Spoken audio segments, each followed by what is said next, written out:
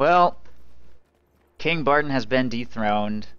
He managed to defeat one challenger before being taken down by Paul, and that's just the way Star-Crossed Kings has been lately. Most kings not lasting more than one challenger. One or two challengers, because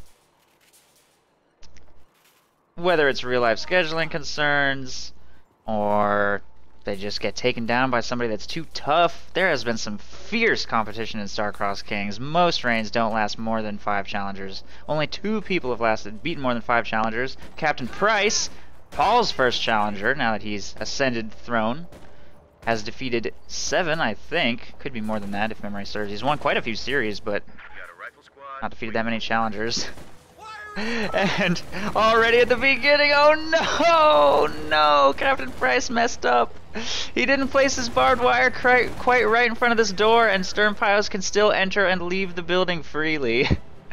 Price completely misplayed that.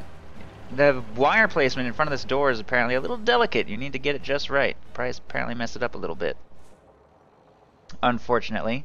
So Paul will still be able to access this building via both doors, and he makes an aggressive push straight for Price's cutoff, and has that under his control while he backcaps with Volksgrenadiers. Rear echelon troops take minor losses before being forced to retreat, and the stern piles I don't think even took damage. That's literally as cost effective as it could possibly have been in the early game. Does barbed wire getting crushed count as a lost unit? I think it does. That's kind of dumb. That's why Paul only has 3 kills, but Price has 4 losses, because a truck crushed a little piece of wire right there. I don't know why that would count as units lost, but okay. Apparently, barbed wire is a unit that you can lose. Target secure.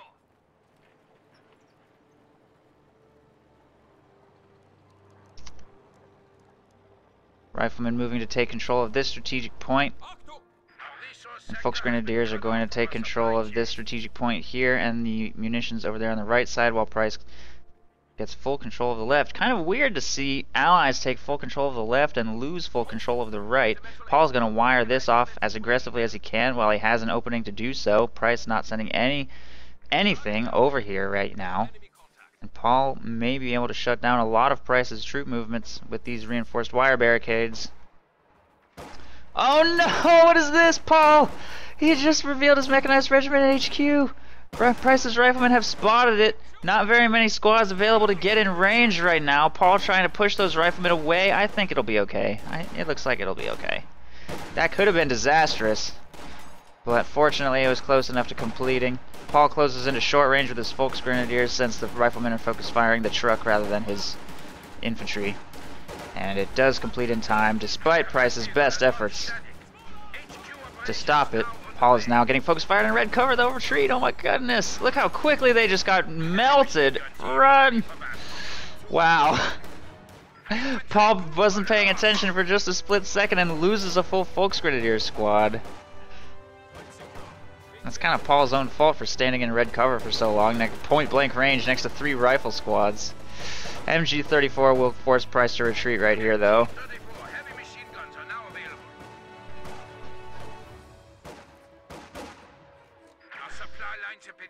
Price does execute a nice cutoff maneuver here, taking control of that.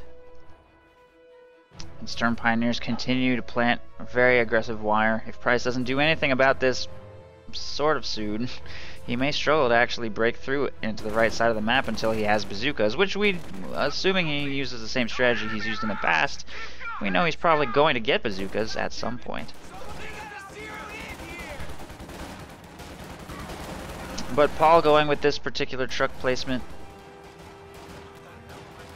will actually, it's in his base, so it's kind of hard for Price to get to it, and he may have to expose himself in open ground or red cover to engage this truck. But Paul didn't build it in a defensive location here in his base. He put it here on the front line for whatever reason. I don't know why he did that, actually. I guess just for repairs. He wants to be able to repair right here on the road is my assumption. But he's going to need to get that repaired if he doesn't want it to get blasted by bazookas. Pretty soon, Lieutenant's on the field. Price will be going Captain next. And Price does have full control of the entire left side. Whoa, Rifles just got wiped. Oh no, not Rifles. Yes, Rifles. Rifles just got wiped somewhere. In this building, I think. I think he just parked them in the building and they went down faster than he was expecting right there. MG34 needs to set up. No grenade research yet. But Paul doesn't like the engagement and will retreat. I don't know. I think he might have been able to suppress them. Would have been close. Paul's going to have to get across the road into the building. Price will cross the road without being in very much danger. Just a couple Volksgrenadier shots maybe, but Paul is now going to have to retreat through 3 riflemen and a lieutenant. He's in a lot of danger. Volksgrenadiers might consider a grenade. He's very clumped, but he's also on the move. Volksgrenadiers also jumping in the building. These Volksgrenadiers going to move to get back in this building. Volksgrenadiers there need to retreat through the lieutenant. I'm not sure if they're going to get away. I think they will if they can just round a corner. Take a huge burst from the Thompson and BAR though. The lieutenant is chasing. I don't know. Luftwaffe has been chosen by Paul. If he can throw some Fallschirmjäger out of a building, maybe he can save that Volksgrenadier squad. Run, little Volksgrenadiers. Wow, they will round the corner just in time, and the Flak half-track forces the retreat. Jeez, brutally lethal engagements for the first 7 minutes of the game. Riflemen wiped, Volksgrenadiers wiped. Both of them have lost a full squad. It's only 6.5 minutes in, and engagements are just fast and furious here. Price taking a very strong early advantage though. Paul trying to engage cost effectively by taking building control where possible. He might be able to slow Price's advances down now that he has an MG34 in a defensive location and a Flak half-track. Price with his huge map control should be able to get his captain out quite soon. Just collected the fuel for it now. And he's already unlocked bazookas, and he has a lot of munitions because of this huge map presence he has right now. So Paul will need to be very careful. His window of opportunity where this Flak half-track has total map domination is basically going to close right now as soon as Price decides to start fielding some of those bazookas and the captain is in production.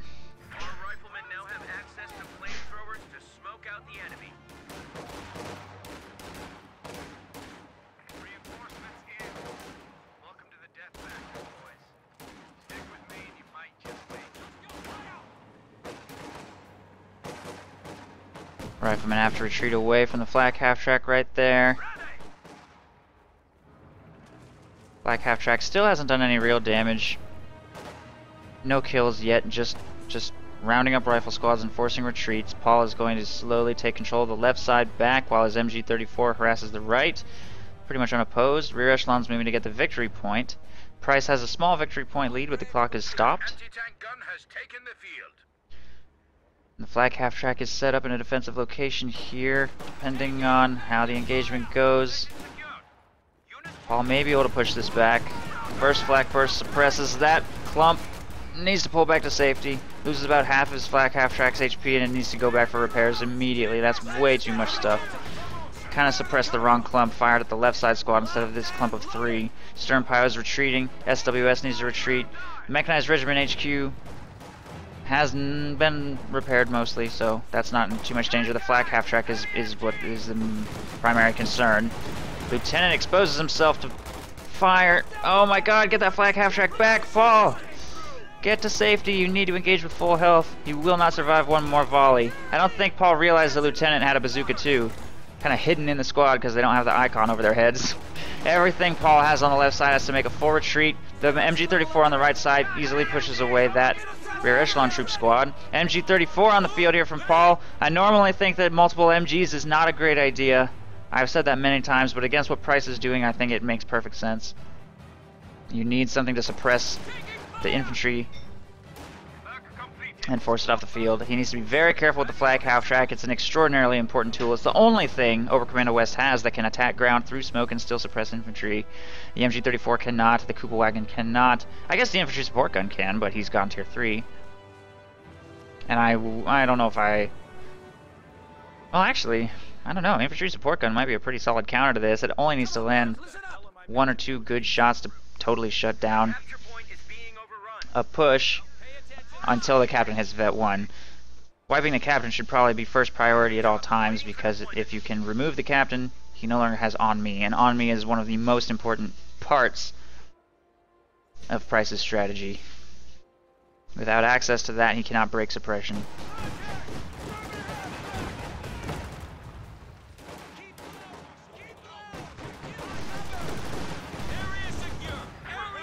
Terrible flak burst. He suppressed his own Volksgrenadiers. Couldn't get it over the hill. There's a huge hill right there. Flak half-track has actually got higher elevation over most of this area right here. The default camera angle, it can be a little bit difficult to tell how the elevation is. It's important to take full advantage of high elevation points with that flak weapon. Got some ghosts right there by Paul to prevent usage of the road. By default, pathfinding, Price could easily destroy that if he wanted to. Apparently Stern Pios are actually building that right now. Although 3 of the squad members had to circle all the way around the north.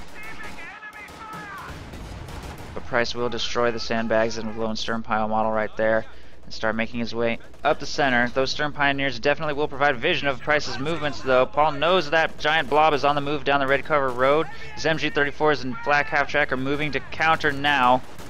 This MG-34 must retreat. It's in huge danger. Price has chosen Rifle Company and has access to flamethrowers, and the squad wipes will begin. Those Stern Pioneers need to get out of that building. They will not last long in there. Get those out of there.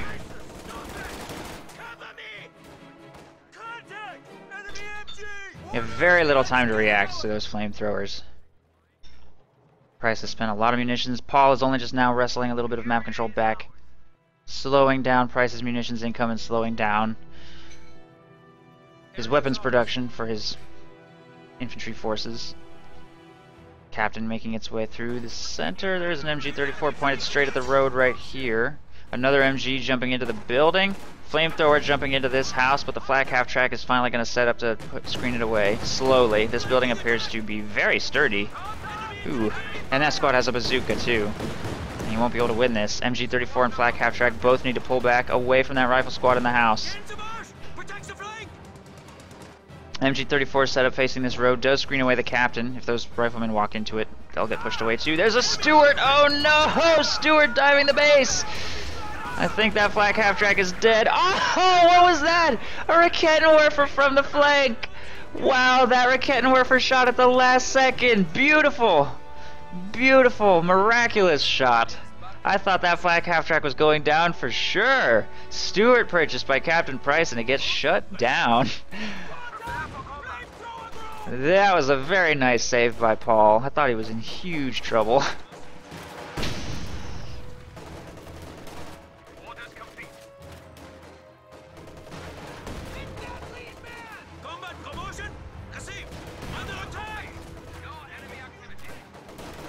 Paul seems to be experiencing a minor amount of success, getting oddly close.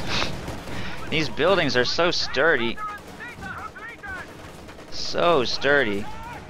Overcommander West has no flamethrower, and the commander he's chosen has no infiltration grenades, so he has basically no counter to this aggressive camping of the buildings by his base. Volksgrenadiers taking control of this strategic point here on the left side. These riflemen are going to be forced to retreat right there. Lieutenant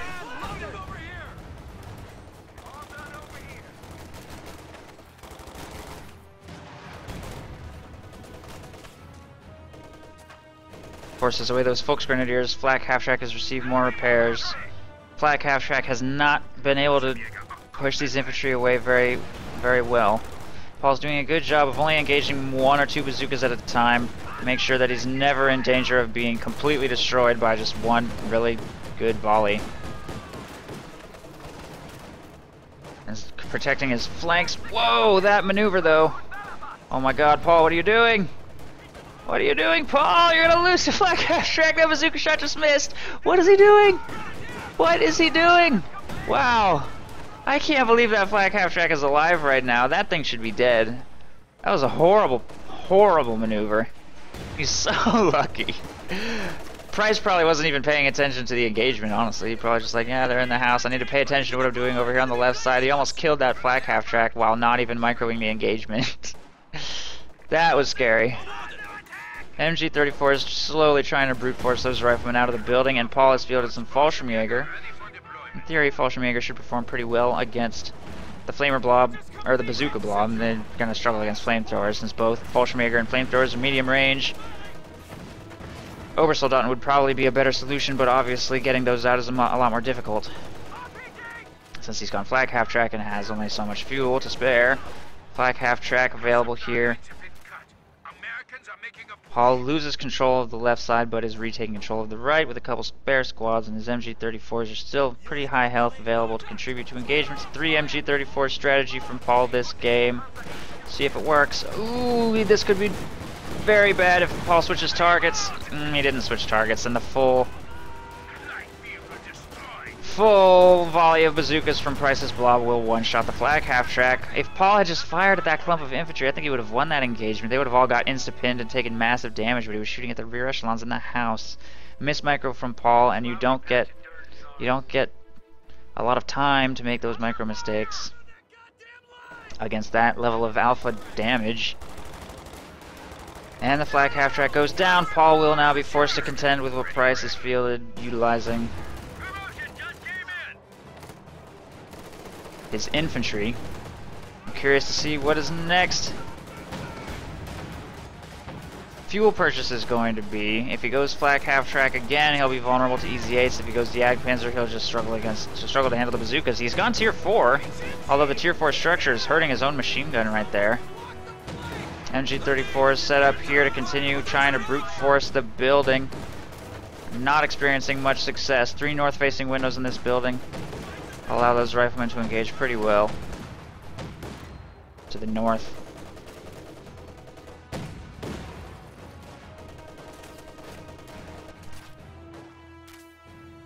In contact with flamethrower team! Medic!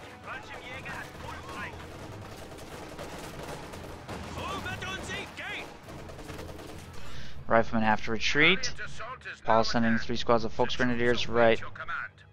Raketenwerfer is doing some harassment of the left. He skips past capturing this point since he's losing his cutoff, and just wants to cut off Price's fuel to slow down Easy 8 production if at all possible. Price will have the fuel for an Easy 8 quite soon, and the manpower. Up to 6 squads of riflemen plus his 2 officers.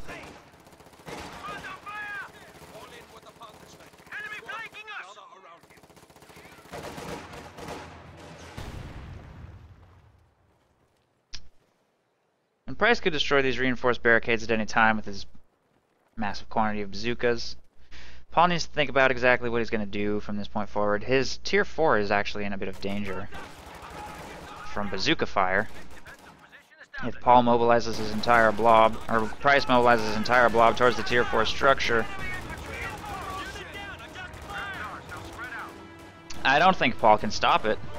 He only has 1 squad of Fallschirmjäger. He has 3 MG-34s. He would probably need to field all 3 MG-34s to the defense of this structure, but they're all tied up in the left. That's tier 4 is going to be destroyed. That Fallschirmjäger squad will not last. Volksgrenadiers full retreat. Everything must retreat from this. It's way too much firepower, and that tier 4 is as good as dead. I don't think Paul has any way of saving that, but he will take control of the left side, I guess. I don't know if that's really worth it, though. What is the value of taking control of the left if you lose your tier 4? Pretty feeble attempt to defend this by Paul. He must have known that this is what Price was going to do. He did the exact same thing to DBMB. This is basically his strategy. No defenses over here from Paul at all. And he didn't even field a squad of Obers out of there before it got destroyed, which would have been a really nice tool to have. Not even close to saving that thing. Paul slowly taking control of the left side, and his Volksgrenadiers have to be careful not to get wiped on retreat over here.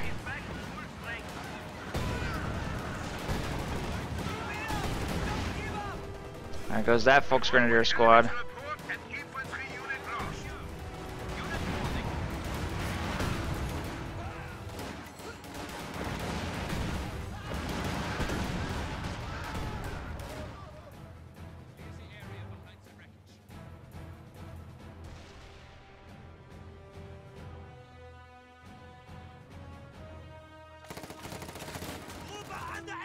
This one Fallschirmjäger squad is Paul's only squad of elite infantry. I know I often say don't field more than one squad of Fallschirmjäger if you want to be manpower efficient, but I don't think Paul has a lot of options right now. He does not have a lot of options. He also doesn't have a lot of options for dealing with this EZ8. He's doing a pretty good job of maintaining a little map control despite what he's up against because of the way Price keeps concentrating his forces.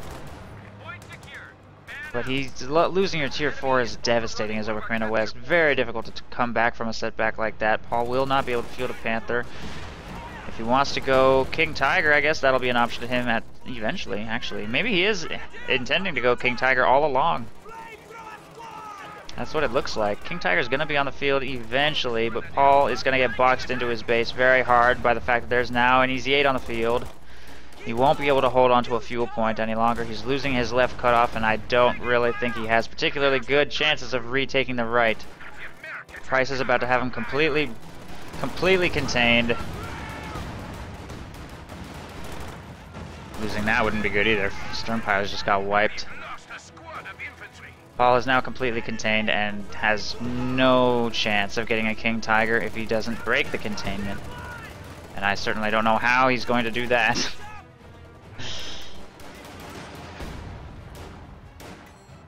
Going to make a play for the left. In these open fields, he'll probably have more success than trying to defend the right side with all those buildings. Ober Commander West just has, especially this commander, has no solution to buildings. No flamethrowers. Grenades are too expensive. No mortar.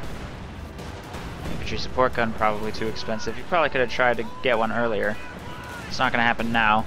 Paul will lose the ability to fuel transfer once this is destroyed, which it will be quite soon.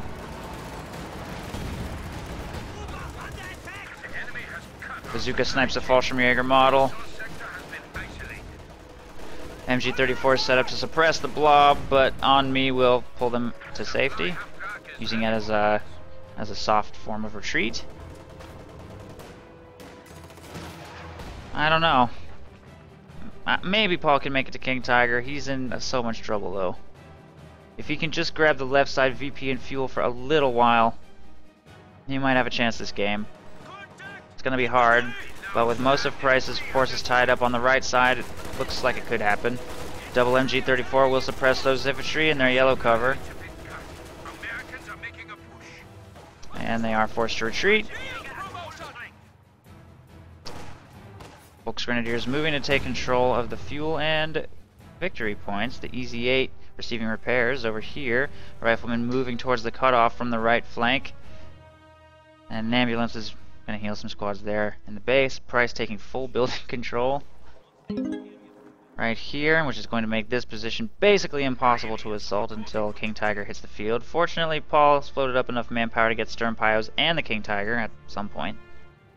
Taking control of the left side victory point and fuel here. Price not making nearly enough of an effort to contain Paul despite his really strong early engagements in the destruction of 2 tech structures. Losing the mechanized regiment at HQ actually does hurt Paul's ability to repair his King Tiger later. Although he will be able to salvage it right there. That helps a little. Fallschirmjäger try and get a little fuel under their control over here on the right side, and Price is about to force a full retreat by Paul, utilizing a full might of his army. As soon as Price takes that cutoff, Paul's resource income, as small as it is, will be shut down.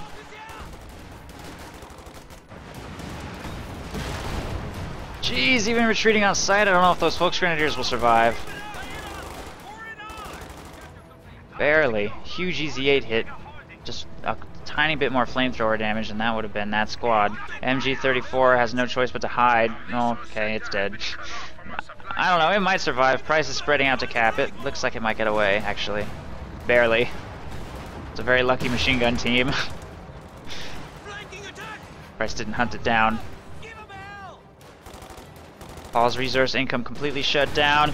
Still about 23 away from a King Tiger with 6 coming in per minute. That's a lifetime. He continues to be triple capped, and he's running out of time so quickly. He just made it tragically close to getting that King Tiger out before getting fully contained. I don't know if a King Tiger will hit the field soon enough to save him. And even when it does hit the field, there are 2 EZ8s on the field and a huge amount of bazookas. We saw that DBMB's King Tiger died almost immediately to the CaptainSPrice bazooka blow, but that was because of extremely poor usage of the King Tiger, in my opinion anyway, so we'll see if Paul can use his a little bit better. Paul just queued up 3 Rakedenwerfers. I don't know if I think that's a great idea. He obviously needs a counter to his opponent's tanks. I guess, I don't know. I don't know why he would queue up 3 Rakedenwerfers. That's a little weird. Riflemen are forced from that building. 3 Rakedenwerfers against this quantity of infantry seems really risky. Price is going to fill out the rest of his pop cap with rear echelon troops for extra capping power and repairs. Paul's still base locked. Going to make an attempt for the left side.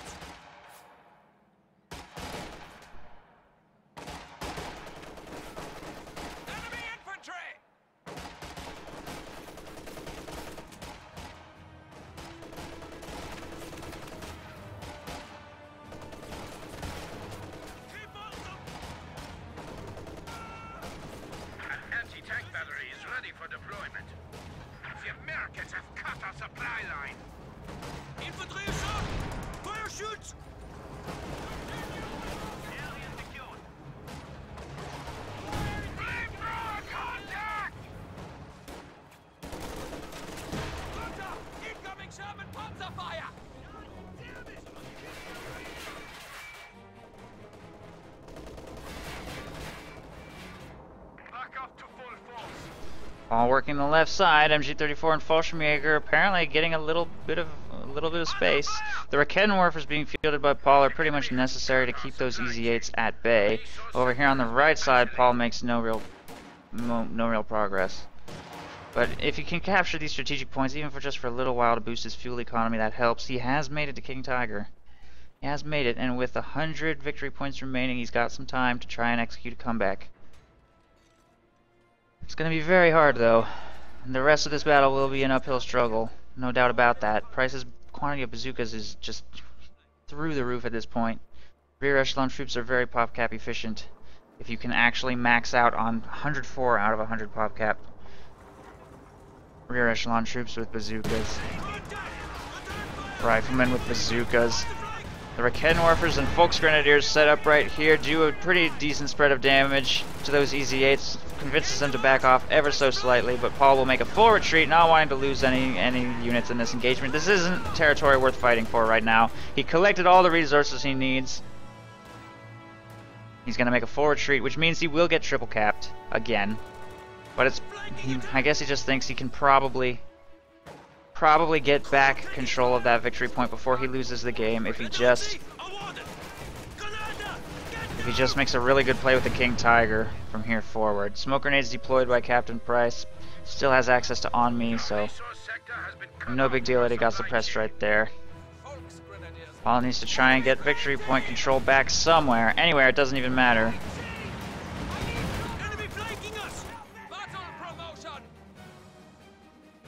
King Tiger is the mechanism with which he must do so. 100 victory points remain. He's running out of time so quickly. If he doesn't shut down this triple cap, it's GG. His best chance is probably this victory point. It's the closest to his base. This one's kind of far away.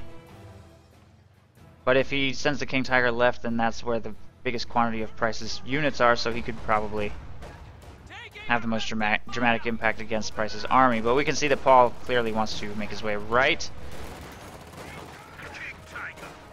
And there it is, King Tiger's on the field, 81 victory points remaining. Paul needs to get into that victory point capture circle as soon as he can. 75 points remaining. Tactical adjustments. Volksgrenadiers heading over here to slow the victory point drain. And Paul will no longer be triple capped with the Volksgrenadier, or with the King Tiger available here to protect. And it should finally be able to force Price from these buildings.